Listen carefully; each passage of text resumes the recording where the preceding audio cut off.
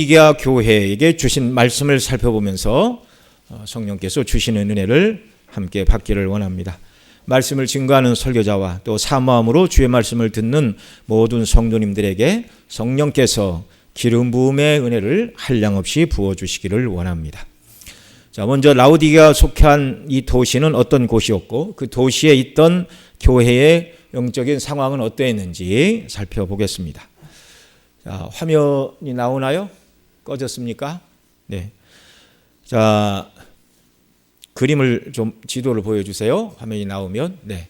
자, 여기 보면 이제 왼쪽 중간 아랫부분 반모섬에서 이 요한 사도가 계시를 받아 편지를 썼죠. 맨 처음에 에베소 교회, 그 위에 서머나, 버가모, 두아디랴, 사대, 빌라델비아, 그리고 이제 우리 지난주에 살펴본 빌라델비아에서 동남쪽 70km 정도 떨어진 곳, 여기가 바로 라오디게아 도시였습니다.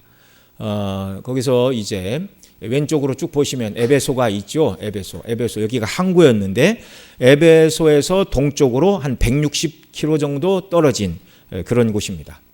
그러니까 당시 세계가 로마로 통일되기 전에 이 라오디게아 지역은요, 북쪽에는 리디아 왕국이 있었고 동쪽으로는 부르기아 왕국, 남쪽으로는 기리아 왕국, 이 세 개의 나라의 접경에 있던 그런 도시였습니다. 그래서 항구 도시인 에베소에서 동쪽 부르기아로 이뤄지는 동서대로가 지나가는 도로 길목에 있었고요.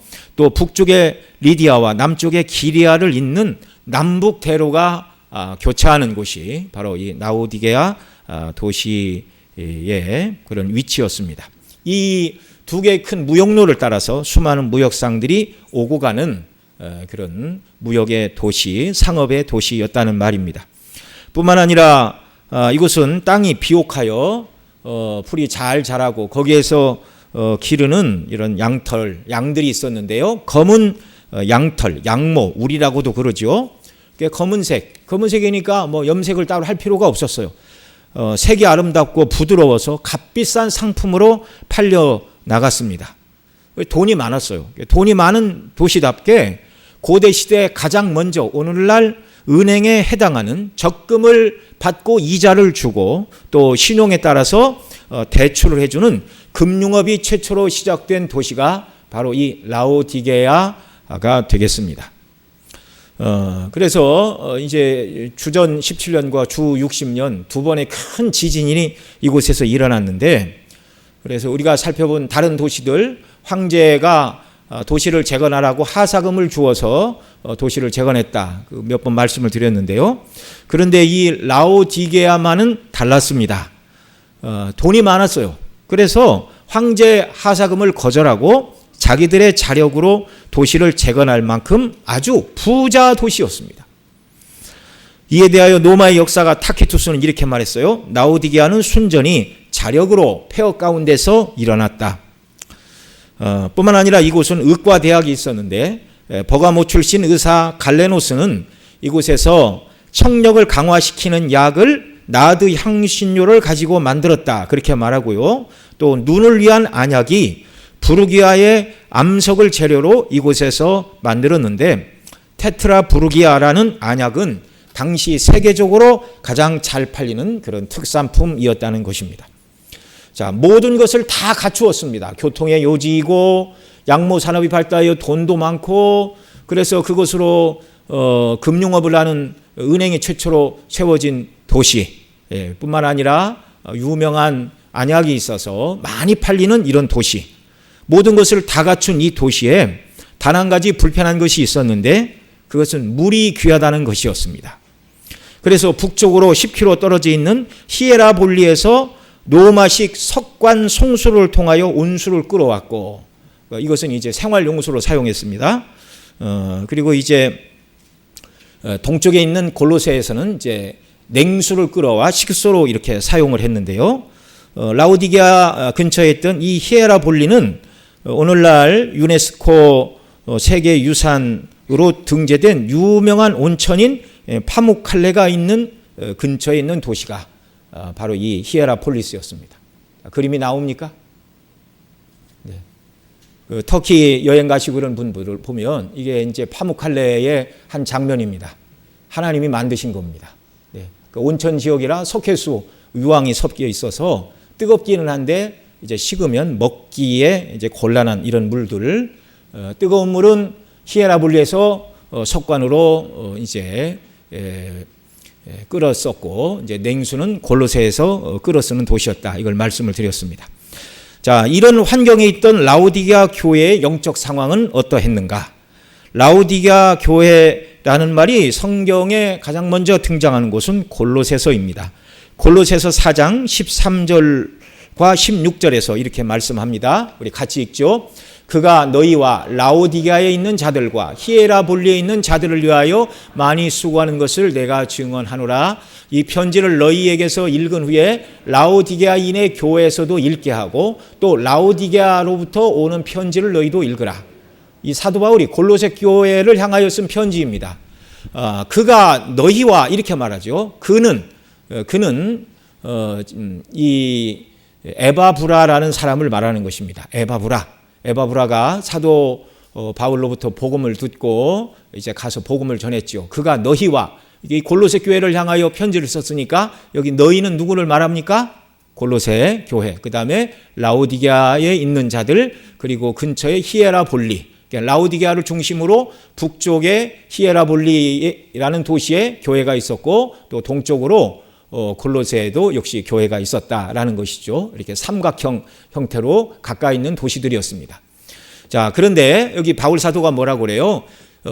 그 새 교회에 있는 자들을 위하여 그가 많이 수고한 것을 내가 증언하노라. 에바브라가 이 새 교회에 많이 수고했어요. 가서 말씀을 증거하는 사역자였고 또 이 성경 구절과 초대교회 문헌들을 통하여 학자들은 바로 이 에바브라가 새 교회를 개척 설립한 멤버가 아닌가 이제 그렇게 추정들을 합니다. 또 16절에 있는 것처럼 이 편지를 너희에게서 읽은 후에 라오디게아인의 교회에도 읽게 하고 그러니까 사도가 서신을 쓰지만 한 교회 뭐 그 골로새 교회의 특별한 상황을 염두에 두고 썼죠. 그러나 모든 교회에 공통되는 말씀이기 때문에 골로새에 쓴 편지를 너희가 읽고 라오디게아 교회로 보내서 그들도 읽게 하라 이렇게 말한 거예요. 그러니까 회람용 서신입니다. 뿐만 아니라 또 뭐라고 그래요? 라오디게아로부터 오는 편지를 너희도 읽으라. 그러니까 오늘 신약성경에 골로새서는 있지만 라오디게아서는 없습니다. 전해지지 않지만 이 여러 교회에 사도 바울이 편지를 썼고 사도 바울로부터 처음부터 목회적인 목양과 돌봄을 받았던 도시라는 것을 알게 되죠. 그러니까 이 소아시아 계시록에 기록된 7교회 중에 에베소 교회와 함께 이 라오디게아 교회는 사도 바울 시대부터 존재했던 역사가 깊고 유서 깊은 그런 교회였다 그런 말입니다. 자, 이 도시의 특성을 말씀드린 대로요. 여러 나라와 국경을 맞대고 있습니다. 동서대로 남북대로. 여러분 교통이 활발하고 사람들이 왕래가 잦은 곳의 사람들은요. 폐쇄적이지가 않습니다. 예. 그러니까 이렇게 차도 잘 안 들어가는 그런 산골 깊숙한 마을에 가면은요. 분위기를 잘 살펴야 돼요. 그분들이 어떤 것을 좋아하고 어떤 것을 예의 없이 생각을 하는가 이런 것들을 잘 이렇게 판단을 해야 됩니다. 그런데 많은 사람이 왕래하고 또 여러 나라와 국경을 접하고 있는 사람들은요, 이렇게 많은 문물을 접하다 보니까 사람들의 생각이 열려 있어요. 예, 사람들의 생각이 열려 있습니다. 자기 것만 고집하거나 강요하지 않고 다른 사람의 생각과 종교를 존중하는 분위기여서 자기들이 어떤 신앙을 갖든지 다른 사람의 신앙에 대하여 크게 간섭을 하지 않는 도시가 바로 이 라오디게아 교회였습니다. 다른 데는 자기와 다르다는 이유로 핍박을 하는데 예수님을 믿는 신앙에 대하여 핍박이 없는 곳이다. 그런 말이죠. 뿐만 아니라 지진으로 폐허가 되었으나 황제의 도움 없이 자력으로 도시를 재건할 만큼 경제력이 충분합니다. 황제에 빚진 게 없으니까 황제의 숭배도 이 도시에서는 별로 그렇게 위력을 발휘하지 않는 곳이었어요. 또 부드럽고 까만 질 좋은 양털을 많이 생산하여 부를 축적하였고 돈을 빌려주고 이자를 받는 은행이 있었습니다. 또 청력과 시력을 위한 좋은 약들이 있고 또 그런 약들을 만드는 의학대학이 있는 곳이라 말씀을 드렸죠. 자, 부유한 도시, 그 다음에 어떤 종교를 가지고 있든지 서로 인정해주고 종교 때문에 핍박이 없고 황제 숭배도 강요하지 않는 도시. 다른 도시들과 달리 예수님을 믿는다는 것 때문에 어떤 환난도 핍박도 물질적인 어려움도 전혀 없이 정말 신앙생활하기 가장 좋은 곳이 있다면 어디라고요? 라오디게아라고요. 라오디게아. 상황이 이렇게 좋은 곳이니 더 주님께 감사하고 열심히 주를 섬기고 복음을 증거하는 일에 힘써야 마땅한 곳이 바로 이 라오디게아 교회였습니다. 그렇게 함으로 말미암아 주님께서 참 나를 위하여 수고를 많이 한다. 복음의 영광 가운데 거하고 있구나. 진리를 파수하니라고 힘쓴다. 그런 칭찬을 받아야 마땅한 교회였습니다. 그런데 이 교회는요, 환난이 없고 부유하고 평안한 것이 도리어 영적으로 긴장감을 떨어뜨리는 요인이 되었습니다. 영적인 긴장감이 떨어짐으로 인해 자신들의 물질의 풍족함에 만족하게 되었고 그 풍족함을 자신들이 하나님을 잘 섬기는 것을 인한 하나님이 축복으로 생각을 했어요. 그리고 잘못된 진단에 빠지고 말았습니다. 물론 구약과 신약은 좀 다르죠. 구약에서는 하나님을 경외하는 자들에게 물질과 장수와 건강의 복을 주십니다. 여러 번 말씀을 드렸죠. 대표적인 구절이 시편 112편 1절로 3절인데요. 우리 같이 읽습니다. 시작. 할렐루야. 여호와를 경외하며 그의 계명을 크게 즐거워하는 자는 복이 있도다. 그의 후손이 땅에서 강성하며 정직한 자들의 후손에게 복이 있으리로다. 부와 재물이 그의 집에 있으며 그의 공의가 영구히 서 있으리로다. 아멘. 여러분, 구약시대는 하나님을 경외하는 믿음의 사람들에게 성경은 건강과 장수와 물질의 부를 약속해 주셨습니다. 왜냐하면 구약은요, 예표예요.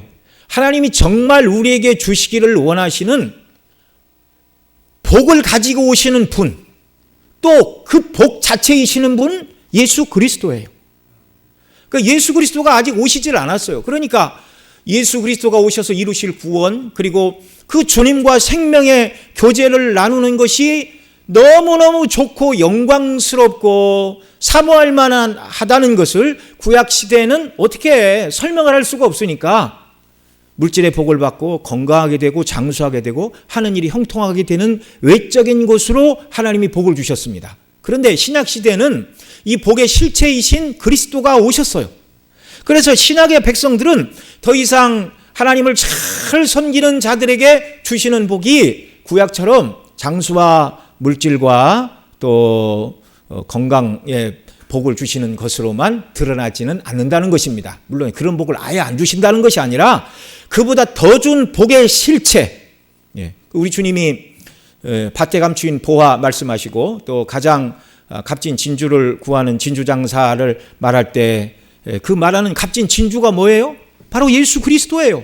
그리스도 안에서 얻게 되는 구원의 영광과 그 구원의 주님과 교통하며 살아가는 자들에게 주시는 주님의 은혜, 이것이 신약의 백성들에게 약속된 진정한 의미의 복락인 줄 여러분 기억하시기 바랍니다.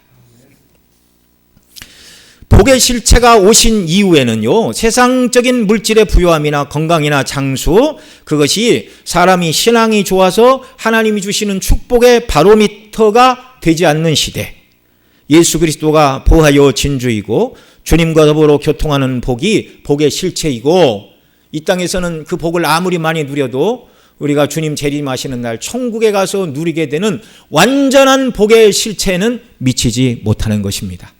그래서 우리는 이 복을 온전히 누리기 위하여 주님 다시 오시기를 갈망하고 고대하며 이 땅을 살아가야 하는 것입니다. 자, 라오디게아 교회는요, 물질적인 풍요로움을 하나님 주셨어요. 핍박도 없어요. 너무너무 예수님 믿고 하나님의 뜻대로 순종할 환경이 너무 좋아요. 그런데 그들은 그 물질의 풍부함 속에 안일함에 빠졌습니다. 아, 나는 아무 문제도 없어. 그러니 하나님이 이렇게 복에 복을 주시지. 물질적인 풍요로움이 자신들의 신앙에 대한 보상으로 주어진 것처럼 잘못 판단하였습니다. 그래서 오늘 본문 17절 상반 절반 읽으면 이렇게 말해요. 17절 앞부분만 읽죠. 내가 말하기를 나는 부자라 부요하여 부족한 것이 없다 하나. 영적인 자만에 빠졌어요. 나는 아무것도 부족한 것이 없다. 봐라, 하나님 내게 주신 복들. 예수님은 산상수훈에서 하나님과 재물을 겸하여 섬길 수 없다고 하셨는데, 이들은 하나님과 재물 또는 하나님과 세상을 함께 섬기는 자들이 되었습니다. 그래서 이들에게는 하나님과 세상, 하나님과 재물을 같이 섬기는 자들의 모습이 나타났어요. 그게 뭡니까? 영적인 자만. 그가 하나님을 사랑하는 것이 아니라 자기들에게 주신 세상 것들을 누리고 그것으로 자랑을 삼고 누가 더 많이 가졌나 내기를 하고. 그건 정말 안타까운 일이죠. 환난이 없고 물질적으로 부요함이 아무런 문제도 없는 자신들에게 주시는 축복으로 이해를 하고 영적인 자만에 빠져 신앙의 열정을 잃어버린 미지근한 신앙인이 되었습니다. 또한 자신들의 영적인 가난함을 알지 못하는 영적인 통찰력을 잃어버린 상태로 무능력하게 살아가고 있었어요. 그들이 스스로 나는 부자라 부유하여 부족한 것이 없다고 말할 때 주님은 그들의 말을 들으시고 그렇지 않다, 그들의 망상을 깨트리시면서 책망의 말씀을 하고 계십니다. 라오디가 교회를 책망하시는 주님의 책망은요, 크게 두 가지로 나타납니다. 먼저는 그들의 뜨뜻 미지근한 신앙을 주님이 책망하셨습니다. 오늘 본문 15절 16절 같이 읽습니다. 내가 내 행위를 아노니 내가 차지도 아니하고 뜨겁지도 아니하고 내가 차든지 뜨겁든지 하기를 원하노라. 내가 이같이 미지근하여 뜨겁지도 아니하고 차지도 아니하니 내 입에서 너를 토하여 버리리라. 아멘. 여러분, 앞서 라오디게아라는 도시는 물이 부족하여 뜨거운 물은 어디에서 끌어왔다고요? 히에라볼리에서. 냉수는 어디서 끌어왔다고요? 골로새에서. 그런데 이 노마의 석관, 이 송수로관을 통하여 히에라볼리에 뜨거운 물이 오면서 온천수가 다 식어요. 그러니까 이 라오디게아에 도착할 때는 식어서 미지근한 물이 되었고 석회가 섞이고 유황이 섞여서 먹으면 구역질이 나요 토할 수밖에 없는 그런 물이 되었습니다. 그래서 여기 주님께서 내가 차지도 뜨겁지도 아니하고 차지도 아니하니 내 입에서 너를 토하여 버리리라, 이 말씀은요, 이 라오디게아 사람이라면 이게 무슨 말인가 너무나 잘 알아듣는 말이에요. 미지근하여 뜨겁지도 아니하고 차지도 아니하여 내 입에서 너를 토하여 버리리라. 이들은 세상적인 부요함 때문에 굳이 하나님께 나아가 불쌍히 여겨달라고 간구하지 않습니다. 여러분, 건강에 좀 이상이 찾아오고 물질적인 어려움이 찾아오는 것이 때때로 성도들에게는 그게 복이 될 수 있어요. 왜요? 하나님께 나아가는 방편과 통로가 되기 때문입니다. 하나님 저를 긍휼히 여겨주세요. 그리고 하나님을 간절히 찾다 보면 자기가 건강 때문에 또는 물질 때문에 하나님을 찾았는데 하나님을 진실하게 찾다 보면 물질과 건강보다 하나님이 정말 귀하신 분이고 내가 정말 찾아야 될 것은 물질이나 건강 이전에 바로 구주의 십자가의 대속의 사랑을 온전히 깨닫고 그 사랑으로 내가 충만하고 그 주님과 교통하며 주님과 사랑하는 것이 가장 복된 것이고 그것이 인생의 성공이라는 은혜를 깨닫게 되기 때문에 그렇습니다. 벌써 한 30년 지났죠. IMF 때문에 많은 어려움을 당했는데 사람들이 너무 바빠가지고 신앙적인 일에 관심을 쏟지 못하다가 많은 아버지들이 IMF로 인하여 실직을 하고 그런 안타까움이 있었지만 도리어 주님을 찾는 개인적으로 어떤 분들에게는 영적으로 변화가 되는 그런 계기도 되었다는 말입니다. 그런데 이 라오디게아 교회 성도들은요, 세상적인 물질의 부요함 때문에 아쉬운 게 없어요. 세상 것으로 만족하다가 그리고 주님이 주시는 영적인 은혜를 점점 찾지 않게 되다 보니 어느 순간 우선순위가 바뀌었어요. 여러분, 처음부터 이들이 뜨뜻 미지근한 신앙이었을까요? 그렇지 않습니다. 복음으로 거듭난 사람은요, 처음부터 뜨뜻미지근한 사람이 될 수가 없어요. 주님이 나를 위해 죽으시고 그 피로 죄 씻음을 받고 지옥이 아니라 천국 백성, 하나님의 자녀가 되었다는 구원의 기쁨과 감격, 이걸 성경은 뭐라고 그럽니까? 그걸 첫사랑의 감격이라고 그래요. 그런데 그런 감격이 점점 식은 거예요. 세상에 아쉬운 것이 아무것도 없어요. 그래서 우선순위가 바뀌었습니다. 예수 그리스도와 그 십자가의 사랑, 그의 나라와 그리고 구원받은 그분의 백성으로서, 주님의 자녀로서 주의 영광을 위하여 합당하게 살아야 된다는 이 마음은 사라지고 많은 물질, 좋아 보이는 세상 것들이 우선순위가 되었어요. 그래서 주님에 대한 사랑과 구원의 은혜와 복음의 열정은 잃어버리고 세상 것만 추구하며 살아가는, 주일이 되어 교회에 오지만 주님 내가 오늘 주일날 교회 와 드렸습니다. 내가 오늘 밖에서 뭐 놀러 갈 때도 많은데 교회 왔어요. 이런 식이에요. 이런 식. 아무것도 아쉬운 게 없어요.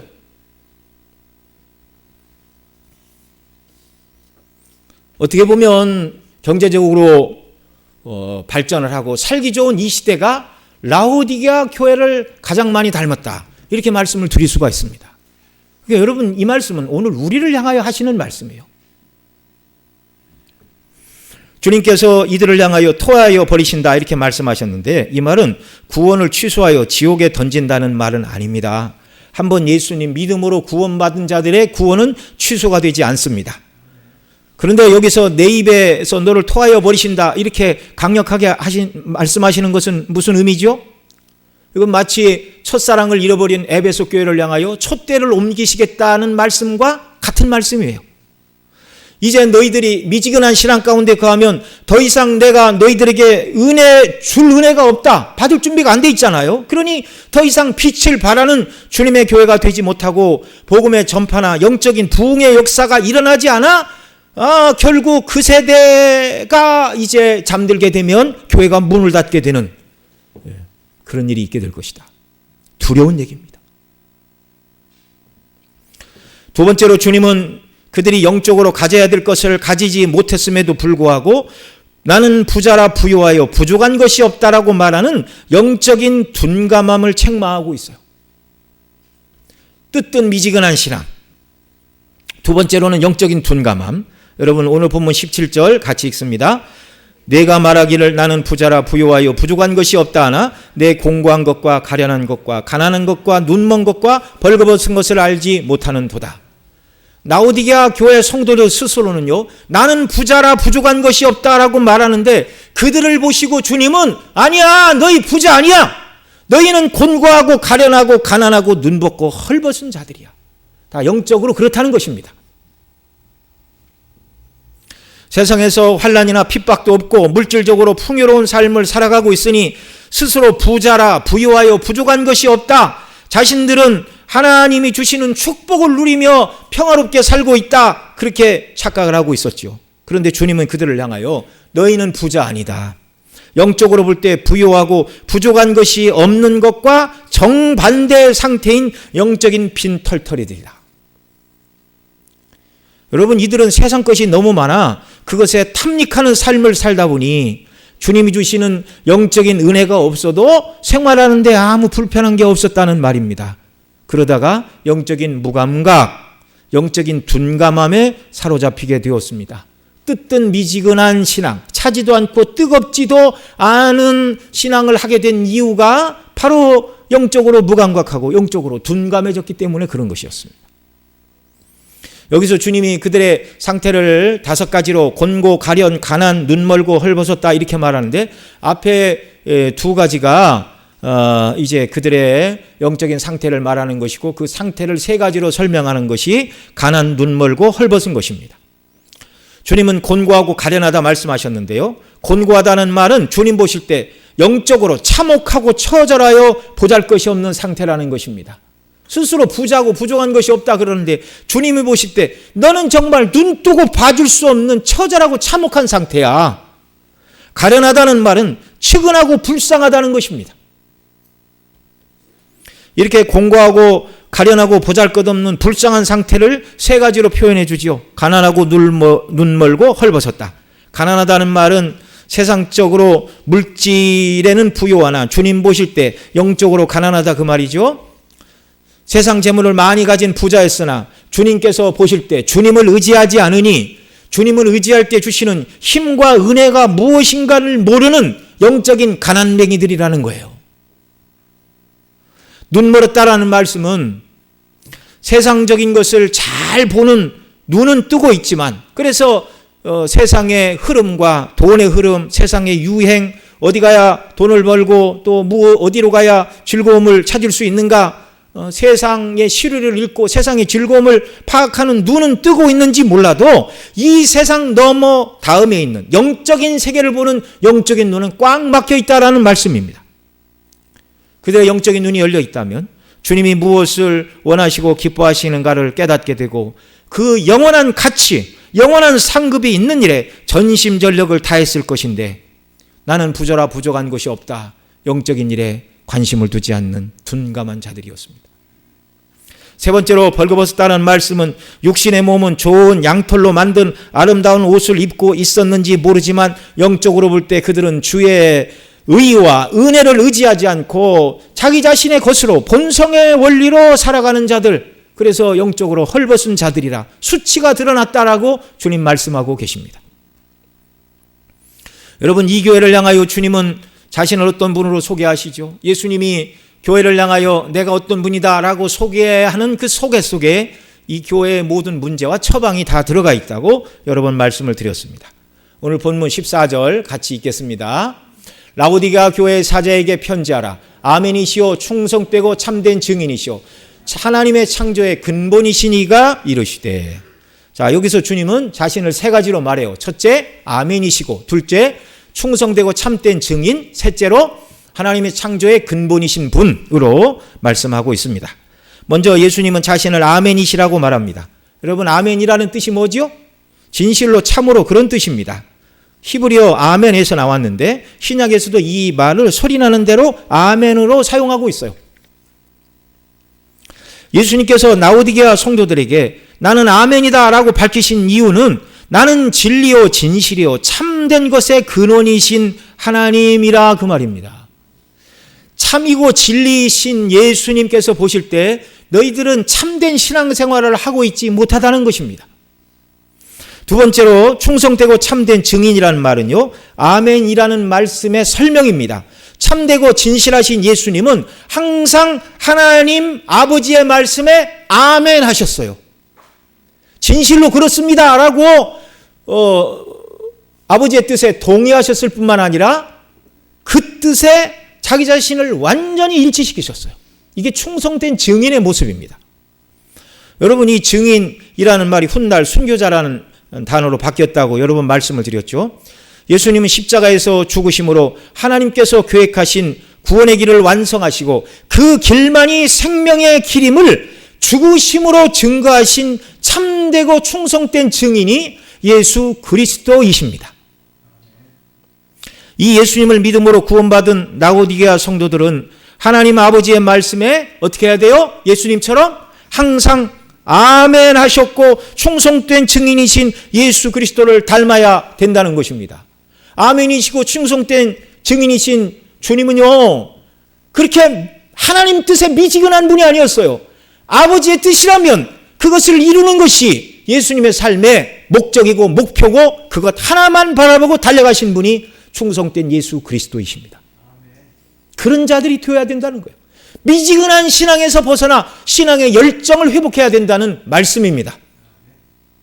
또한 예수님은 자신을 하나님의 창조의 근본이신 분으로 소개하시고 있습니다.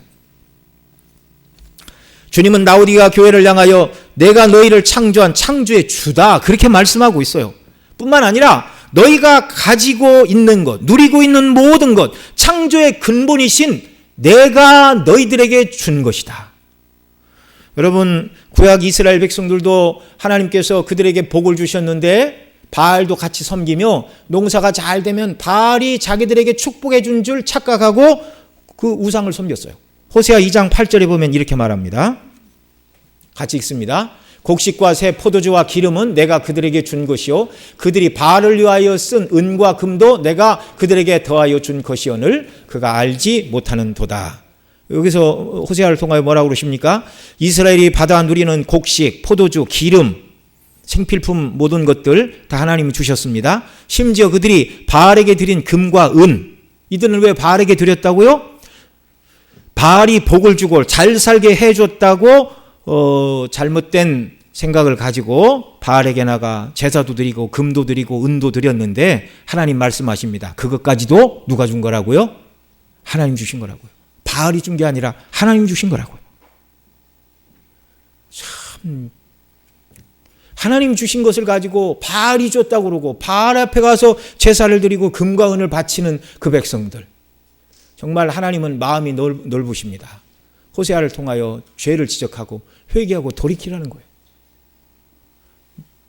호세아 시대 구약 백성들의 모습이 이 라오디게아 교회 속에 그대로 드러나고 있어요.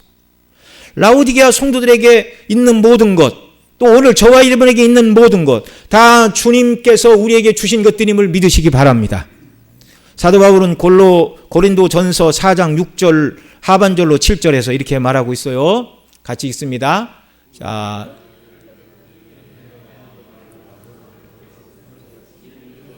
기록한 말씀 밖으로 넘어가지 말라는 것을 우리에게 배워 서로 대적하여 교만한 마음을 가지지 말게 하려 함이라. 누가 너를 남달리 구별하였느냐? 내게 있는 것 중에 받지 아니한 것이 무엇이냐? 내가 받았은즉 어찌하여 받지 아니한 것 같이 자랑하느냐? 아멘. 저와 여러분이 무엇을 가졌든지 다 주님의 것이었고 주님이 주신 것임을 믿으시기 바랍니다. 여러분, 사람이 똑똑하다고 돈 버는 게 아니에요. 저 북한에서 여러분 태어났다고 생각을 해보십시오. 거기는 자본주의 사회가 아니에요. 아무리 똑똑하고 열심히 노력을 해도 다 국가 것입니다. 국가 것. 여러분, 우리가 가진 것이 무엇이든지 내 힘과 내 지혜와 능력으로 내가 이룬 것이다, 그렇게 말씀하지 말고 주님께서 이 모든 것 제게 주셨습니다. 제게 건강 주시고 지혜도 주시고 은사도 주시고 필요한 모든 것을 주신 주님의 은혜입니다라고 주님만 높이고 주님만 감사하시기 바랍니다. 주님이 주신 것을 가지고 그것만 만족하고 그것을 주신 주님을 바라보지 않고 잘못된 거죠. 우리가 가진 모든 것 다 주께로부터 왔습니다. 우리의 생명도 건강도 물질도 무엇보다 구원하여 주시어서 영생의 복을 주셨습니다. 창조의 근본이신 주님이 다 주신 것입니다. 그러니 우리도 정말 주님이 하나님 아버지께 아멘이시오 충성된 증인으로 사신 것처럼 주께로부터 모든 것을 받은 우리가 주님을 닮아 하나님의 말씀에 항상 아멘으로 화답하고 충성된 증인으로 주의 영광을 위하여 하루하루 살아가는 역사가 우리에게 넘쳐나기를 바랍니다. 이런 성도가 되려면 주님은 어떻게 해야 된다고 말씀하시죠? 첫째는 신앙의 뜨거움을 회복하라고 말씀하십니다. 15절 16절 다시 읽습니다. 내가 내 행위를 아노니 내가 차지도 아니하고 뜨겁지도 아니하도다. 내가 차든지 뜨겁든지 하기를 원하노라. 내가 이같이 미지근하여 뜨겁지도 아니하고 차지도 아니하니 내 입에서 너를 토하여 버리리라. 뜨겁지도 아니하고 차지도 아니 토하여 버리리라. 이 말씀은 뜨겁든지 차든지 하라, 그 말씀은 뜨거우라는 얘기입니까? 차가우라는 얘기입니까? 뜨거우라는 얘기죠. 이게 뜨거우라는 얘기는 주님에 대한 사랑이 열정이 불타올라 세상 것으로 만족하거나 자랑하거나 그것과 더불어 인생을 살지 말고 주님을 사랑하고 주와 함께 신앙생활을 하라, 그 말입니다. 이게 뜨겁게 살으라는 말씀이에요. 자, 대속의 사랑으로 다시 돌아가라. 그 사랑을 묵상하고 붙들라는 것이죠. 그 사랑을 따라 주님을 사랑하는데 열정을 다하고 주님을 사랑하기 때문에 계명에 순종하고 더 나아가 주님의 뜻을 이루는 복음 증거에 힘을 쓰며 살아가라는 것입니다. 뜨겁든지 차든지 하라고 하시는데요. 뜨거운 것과 비하여 찬 것은 복음을 받아들이지 않는 냉랭한 태도를 말하는데 주님께서 뜨겁게 믿지 않으려면 아예 믿지 말라, 그렇게 말씀하는 것이 아니죠. 차든지 뜨겁든지 하라라는 이 말씀은요, 뜨거운 신앙을 회복하라는 것입니다. 에베소 교회가 첫사랑을 버렸다는 책망을 받았는데 라오디게아 교회도 바로 이 첫사랑을 회복해야만 했습니다. 그러나 라오디게아 교회들이 냉수처럼 차갑게 따져야 될 부분도 없지 않아 있죠. 그것이 무엇입니까? 주님의 책망의 말씀을 듣고 자신들이 어디서부터 떨어졌고 잘못되었는가를 깨닫기 위해 자신들을 돌아보는 일에 있어서는 냉정해질 필요가 있었어요. 그러나 그것을 깨달았다면 주님을 사랑하고 섬기는 일에 있어서는 뜨겁게 열정적으로 주를 섬기고 하나님을 예배하는 삶을 살아야 하는 것이었습니다. 자, 그런 사람이 되게 하여 주님은 또 말씀하십니다. 공고한 것과 가련한 모습, 가난한 것과 눈먼 것, 벌거벗은 것을 치료하게 하여 내게 나와 사야 될 것이 있다. 18절 말씀 같이 읽습니다. 시작. 내가 너를 권하노니 내게서 불로 연단한 금을 사서 부요하게 하고 흰옷을 사서 입어 벌거벗은 수치를 보이지 않게 하고 안약을 사서 눈에 발라 보게 하라. 아멘. 자, 주님은 그들의 가난하고 눈멀고 벌거벗은 수치를 치료하기 위해 세 가지를 사야 된다.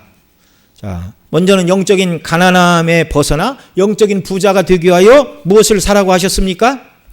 불로 연단한 금을 사서 부요하게 하라, 이렇게 말씀해 주셨어요. 불로 연단한 금이 무엇이지요? 욥기 23장 10절에는 이렇게 말합니다. 그러나 내가 가는 길을 그가 아시나니 그가 나를 단련하신 후에는 내가 순금같이 되어 나오리라. 또 말라기 3장 2절로 3절에서는 이렇게 말씀하십니다.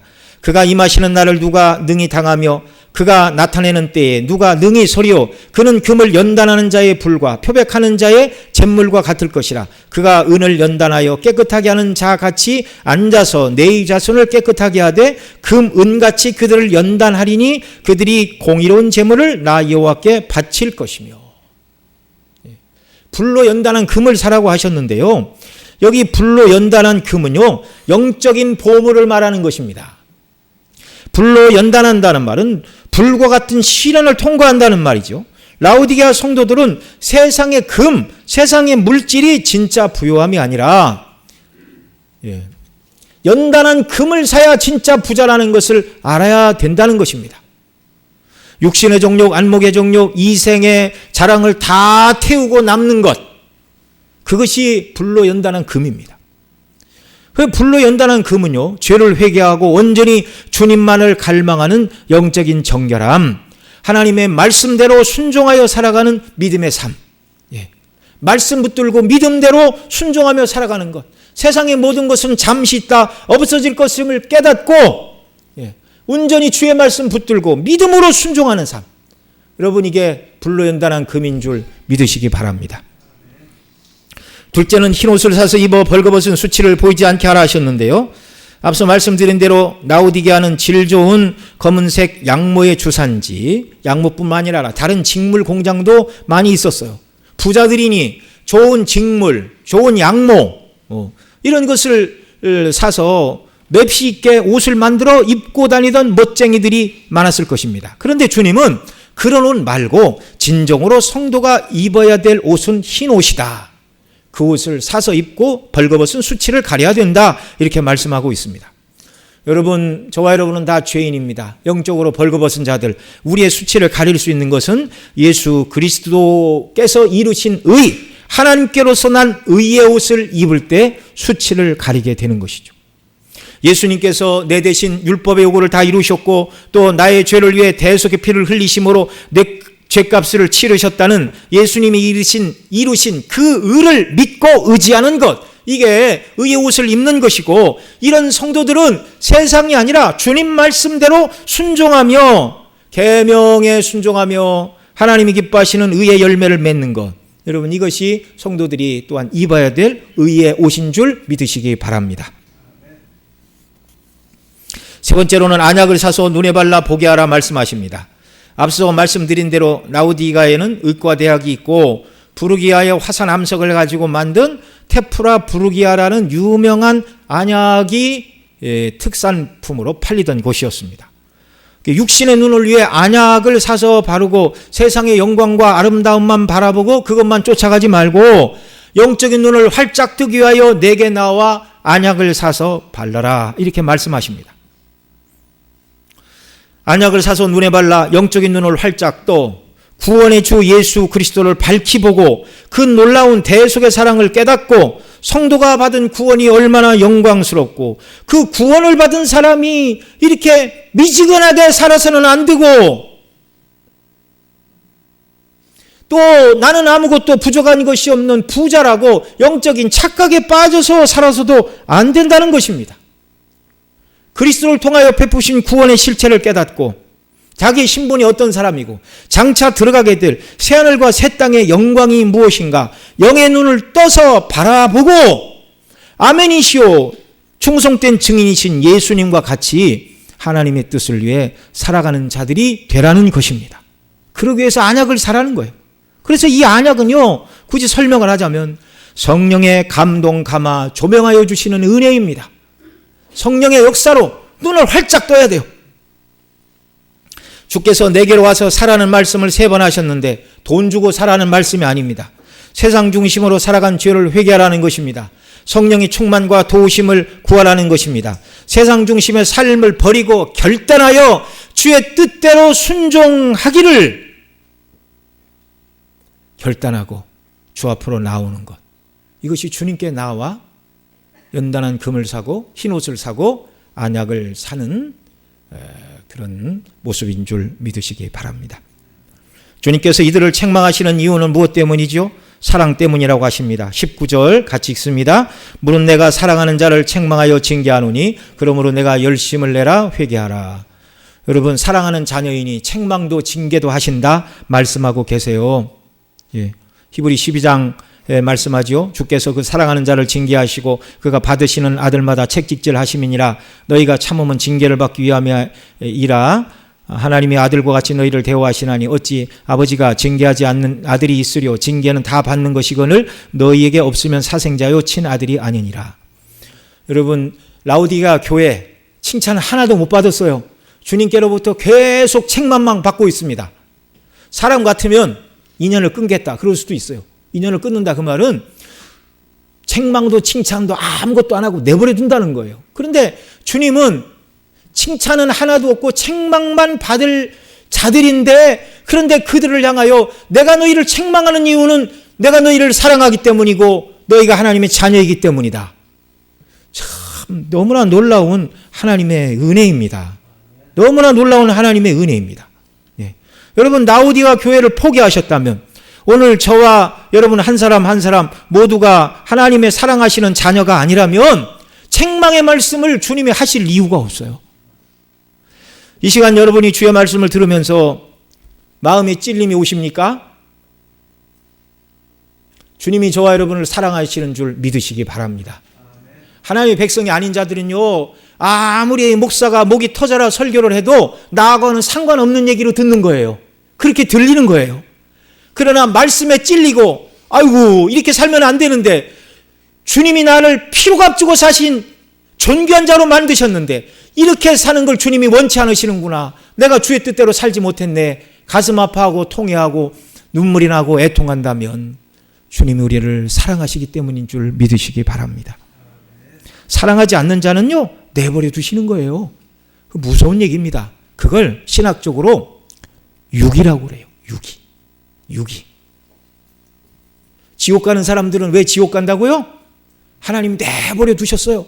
그들의 부패하고 타락한 본성의 원리대로 살아가도록 하나님이 내버려 두셨어요. 징계하지 않으세요. 친아들이 아니니까. 그러나 택한 백성들은 징계하십니다. 책망하십니다. 사랑하셔서. 오늘도 혹시 주님의 징계의 매를 맞고 아프다 이런 분들이 있다면 바꿔 말하시기 바랍니다. 주님이 나를 포기하지 않으시고 여전히 사랑하시니 감사합니다. 온전히 회개하고 돌이키고 주의 뜻대로 순종하는 자녀가 되게 하옵소서. 그 다음 20절에서 구체적으로 금을 사고 옷을 사고 안약을 사서 부요하게 하고 수치를 가리고 눈에 안약을 발라 영적으로 보는 구체적인 삶이 무엇인가를 20절에서 이렇게 소개하십니다. 같이 읽습니다. 볼지어다 내가 문 밖에 서서 두드리노니 누구든지 내 음성을 듣고 문을 열면 내가 그에게로 들어가 그와 더불어 먹고 그는 나로 더불어 먹으리라. 여러분 이 말씀은요 불신자들에게 전도할 때 쓰는 말이 아니에요.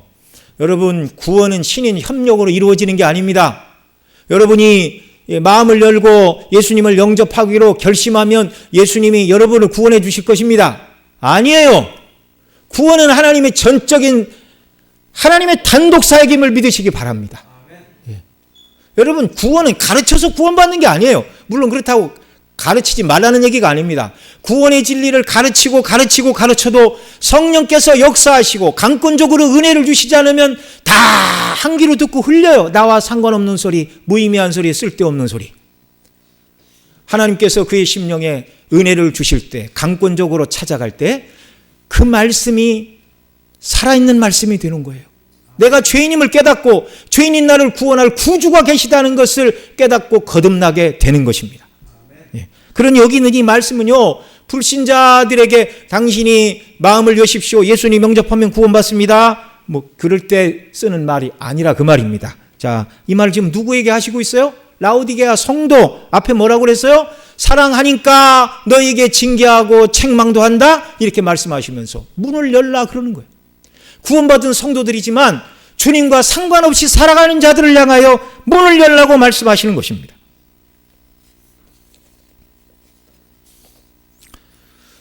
첫째, 문 밖에서 두드리노니 이렇게 말씀하시는데요, 예수님은 두드리고 또한 음성으로 문을 열라고 말씀하십니다. 이게 어느 때지요?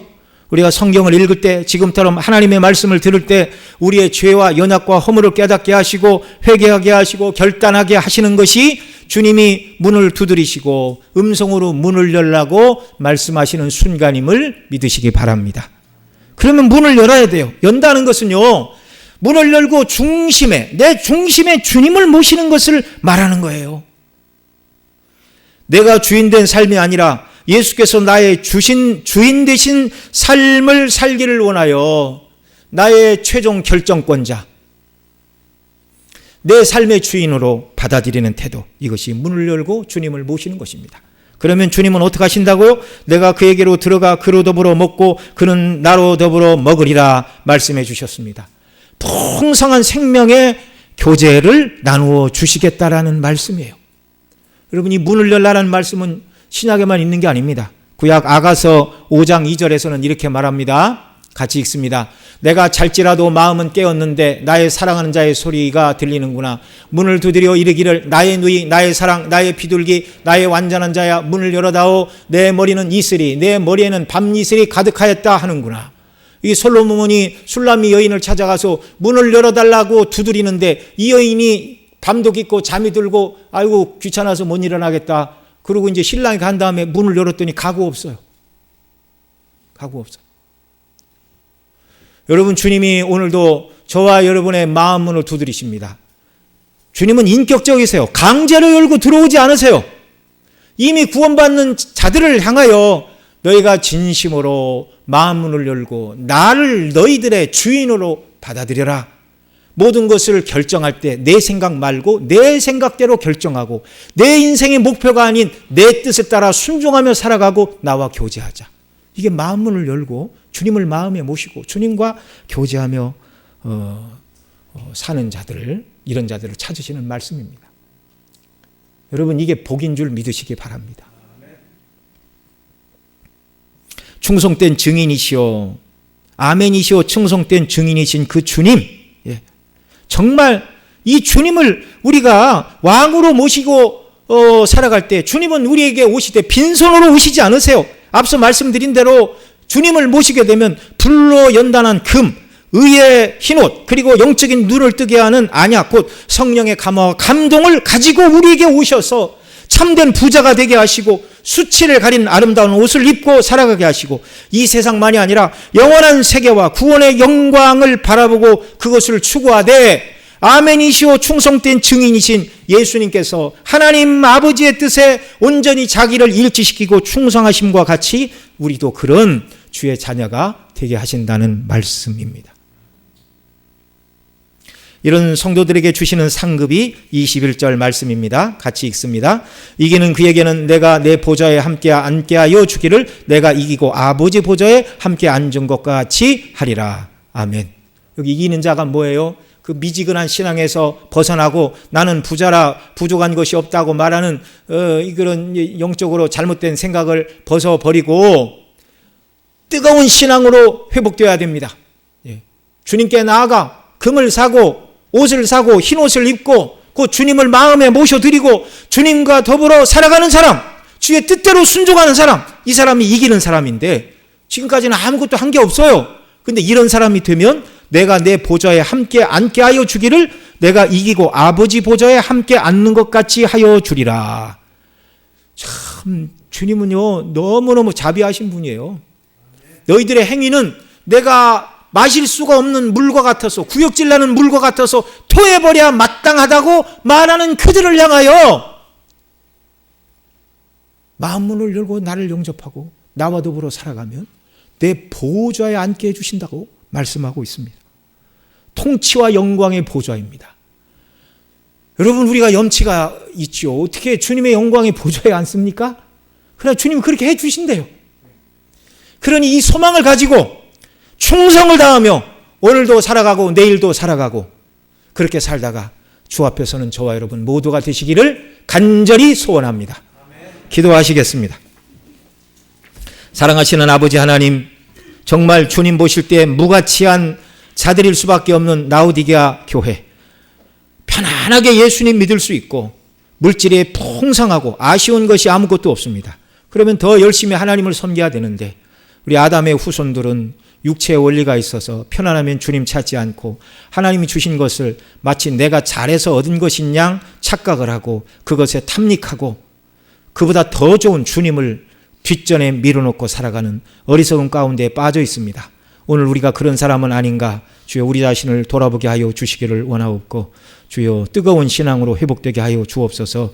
아무리 물질이 많고 세상에 명예와 권세가 많다 할지라도 주님이 주시는 은혜, 주님과 더불어 누리는 이 영적인 교통, 이것이 가장 큰 은혜이고 그리고 장차 하나님 나라에 들어가서 주와 더불어 살 자들인데 무엇을 추구하며 살아야 될지를 온전히 깨닫게 하시고 주님 한 분만 사모하고 바라보고 주님을 모시고 주와 더불어 살아가는 우리의 복된 삶이 되도록 복 내려 주시옵소서.